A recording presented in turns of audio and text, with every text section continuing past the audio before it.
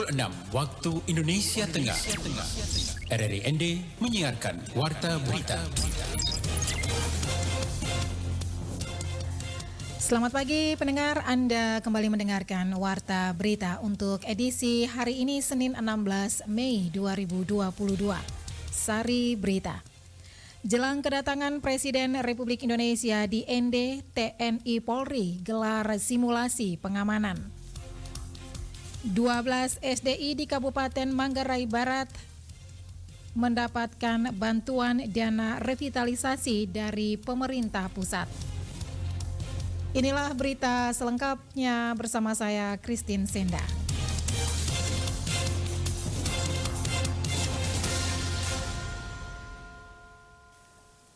Kepolisian dan TNI mematangkan pengamanan terkait rencana kunjungan Presiden Republik Indonesia Insinyur Joko Widodo di Kabupaten ND pada 1 Juni 2022 mendatang. Laporan Suimam. Kedatangan orang nomor 1 di Indonesia ini untuk menghadiri upacara peringatan Hari Lahir Pancasila 1 Juni 2022 di ND. Pemantapan pengamanan dilakukan dengan menggelar simulasi pada Sabtu 14 Mei 2022, di mana dalam simulasi tersebut melibatkan personil TNI Polri dan pemerintah Kabupaten ND yang disaksikan langsung oleh tim Badan Pembina Ideologi Pancasila BPIP, Sekretariat Militer Kepresidenan Setmilpres yang dipandu langsung oleh Kolonel Ari Wibowo sebagai tim dari Korgartab. Kolonel Ari Wibowo mengatakan simulasi ini untuk memastikan prosesi kunker Presiden di Kabupaten ND berjalan aman dan lancar sehingga setiap personil baik polisi maupun TNI telah berbagi tugas sesuai dengan posnya masing-masing. Kami tetap mendorong Presiden fokus landing di Bandara ND langsung ke tempat upacara. Kemudian nanti terkait dengan tradisi budaya itu maksudnya bukan kita menghilangkan tempat penting, namun kita coba nge-press lagi supaya mungkin 10 sampai paling lama ya 15. Untuk diketahui, Polres ND dan Kodim 1602 ND menurunkan personil yang akan ditempatkan di pos pengamanan Bandara Haji Hasan Arubusman dan sepanjang rute yang akan dilalui rombongan. Mereka bertugas untuk mengantisipasi gangguan yang muncul saat rombongan melintas dengan rute Bandara, Jalan Ahmad Yani, Jalan Katedral, Jalan Soekarno sampai di Lapangan Pancasila, tempat di mana diselenggarakan upacara peringatan Hari Lahir Pancasila. Badan Meteorologi, Klimatologi, dan Geofisika melaporkan wilayah di Provinsi Nusa Tenggara Timur bebas dari status merah rawan kebakaran hutan dan lahan. Hal itu disampaikan oleh Kepala Stasiun Meteorologi Altari Kupang, Agung Sudiono Abadi, kepada RRI Minggu pagi. Menurut Agung, wilayah Pulau Flores dari Kabupaten Manggarai hingga Flores Timur secara umum berstatus biru. Status warna biru ini sendiri menandakan alang-alang dan dedaunan di lantai hutan dalam kondisi basah sehingga sulit untuk terbakar. Agung menambahkan potensi kebakaran hutan di wilayah NTT mengikuti perkembangan pada musim kemarau saat ini, sehingga dengan tegas pihaknya menghimbau kepada seluruh masyarakat untuk selalu waspada serta terus memantau perakhiran cuaca melalui kanal resmi BMKG. Seandainya untuk masyarakat selalu update informasi yang BMKG Altari keluarkan, baik di medsos WA, Facebook, Instagram, dan informasi yang setiap pagi dirilis sama RRI ND. Pagi ketemu pagi, update selalu info cuaca di aplikasi Android. Jadi seluruh pendengar setia RRI ND, kita sampaikan dengan teman-teman RRI ND, silahkan meminta informasi se-update mungkin. Informasi apa dari BMKG Altari Kupang yang keluarkan. Nah, sekarang ini kan berapa hari ini BMKG Altari Kupang sudah mengeluarkan terus intens potensi kebakaran hutan. Untuk diketahui, terdapat 4 warna yang dikeluarkan BMKG dengan rincian warna biru artinya alang-alang dalam kondisi basah maupun lembab sehingga tidak ada potensi kebakaran. Kemudian warna hijau alang-alang dalam kondisi lembab sehingga potensi kebakarannya sangat kecil. Dan warna kuning yang artinya alang-alang dalam kondisi kering dengan potensi kebakaran cukup tinggi. Terakhir warna merah di mana wilayah tersebut sudah berada potensi sangat rawan terjadi kebakaran. Anda sedang mendengarkan Warta Berita Produksi RRI ND.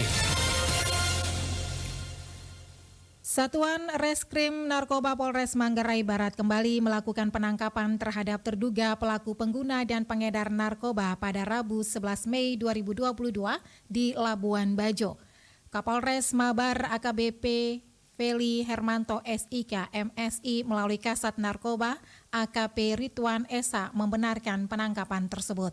Terduga pelaku M, 27 tahun, asal Rasbou, Kelurahan Rasbou, Kecamatan Sape, Kabupaten Bima, Provinsi Nusa Tenggara Timur, Nusa Tenggara Barat, ditangkap oleh anggota Rens Narkoba di dalam area parkiran pelabuhan ASDP Labuan Bajo sekitar pukul 18.30 WITA. Dijelaskan AKP Ridwan, penangkapan terhadap terduga pelaku atas informasi yang diperoleh dari masyarakat, kemudian dikembangkan oleh pihaknya hingga lakukan penangkapan. Ia melanjutkan selain terduga pelaku yang telah diamankan barang bukti berupa 1 bungkus rokok yang di lakban hitam yang di dalamnya terdapat 1 paket serbuk putih kristal yang diduga narkotika jenis sabu-sabu. Selain itu, 1 buah buku agenda warna hitam yang di dalamnya terdapat 1 paket plastik klip bening berukuran kecil yang berisikan serbuk putih kristal yang diduga narkotika jenis sabu-sabu serta 1 buah tas ransel warna hitam.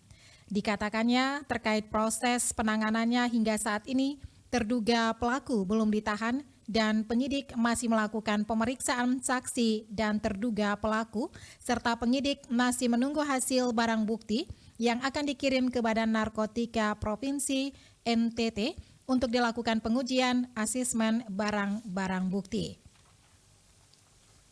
Kita beralih ke berita lainnya.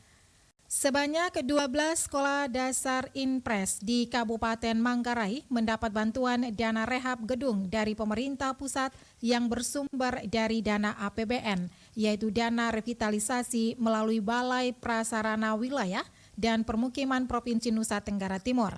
12 sekolah ini akan dikerjakan pada tahun 2022. Selengkapnya, Ferry Soo melaporkan. Jadi sekolah-sekolah ini sudah pasti akan dibangun pada tahun 2022. Salah satu sekolah yang mendapat bantuan tersebut adalah SD Imbongos yang terletak di Lalong, Kecamatan Wairi, Kabupaten Manggarai, Nusa Tenggara Timur. Hampir seluruh gedung sekolah tersebut sudah rusak mulai dari kaca jendela, WC, plafon, lantai saluran pembuangan, dan juga bangunan WC. Kesemuanya sudah tidak layak lagi untuk digunakan. Kepala Sekolah SD Imbongos Irenius Wilfridus Lendra menyampaikan apresiasi dan terima kasihnya kepada pemerintah karena sudah menjawab apa yang menjadi keluhan sekolah. Dia merincikan dari total 12 ruangan yang ada yang akan direnovasi sebanyak 7 ruangan kelas. Kerusakan pada gedung sekolah tersebut menurut Kapsek Willy Lendra karena termakan usia, sehingga selama 4 tahun belakangan gedung yang rusak tersebut sudah tidak digunakan lagi. Dirinya berharap dengan adanya bantuan ini, para peserta didik terpacu untuk semakin rajin belajar. Untuk keseluruhan dalam data yang saya dapat, kali ini sekolah saya SD Imbongos itu mendapat bantuan dana dari Kementerian Alokasi Rehabilitasi dan Renovasi Sarana dan Prasarana Sekolah. Itu pagudananya 1.762 juta sekian. Itu nanti fokus pada renovasi gedung, itu ada 3 lokal terdiri dari 7 ruangan kelas yang direhab juga nanti itu pada fasilitas MCK kami, lalu pada ruang perpustakaan. Sementara itu, Kepala Dinas PPO Kabupaten Manggarai, Franciscus Giro, membenarkan adanya bantuan dana revitalisasi untuk 12 SDI yang ada di wilayah Kabupaten Manggarai. Kadis Frans menjelaskan dari total pengajuan sebanyak 40 sekolah, namun yang disetujui hanya 12 sekolah dengan total anggaran sebanyak 20 miliar rupiah lebih. Kadis Franciscus menyampaikan terima kasih kepada pemerintah yang sudah memperhatikan apa yang menjadi kebutuhan masyarakat Manggarai, lebih khusus di bidang pendidikan. Jadi sekolah-sekolah ini sudah pasti akan dibangun pada tahun 2022. Seluruh mekanisme dan proses pelaksanaan pekerjaan mulai dari teknis, perencanaan, pelaksanaan pengawasan kontrak, semua dilakukan oleh Balai Prasarana Wilayah Provinsi. Kabupaten Manggarai hanya melakukan pengawasan terhadap kelancaran program. Jadi seluruh urusan itu domainnya Balai Prasarana Wilayah Provinsi. Kami atas nama pemerintah Kabupaten Manggarai menyampaikan apresiasi dan rasa hormat yang tinggi ke Balai Prasarana Wilayah Provinsi NTT, kepada pemerintah pusat yang mengalokasikan pembangunan revitalisasi untuk 12 sekolah. Adapun 12 sekolah yang mendapat bantuan dana revitalisasi tersebut adalah SDI Monggo, SDI Nati, SDI Pau, SDI Subu, SDI Tureng, SDI Namut, SDI Biasupang, SDI Tal, SDI Popo, SDI Bongos, SDI Galak, dan SDI Mendo. RRI ND Feriso melaporkan. Sekian warta berita daerah pagi ini, mewakili seluruh kerabat kerja yang bertugas. Saya Christine Senda, selamat pagi.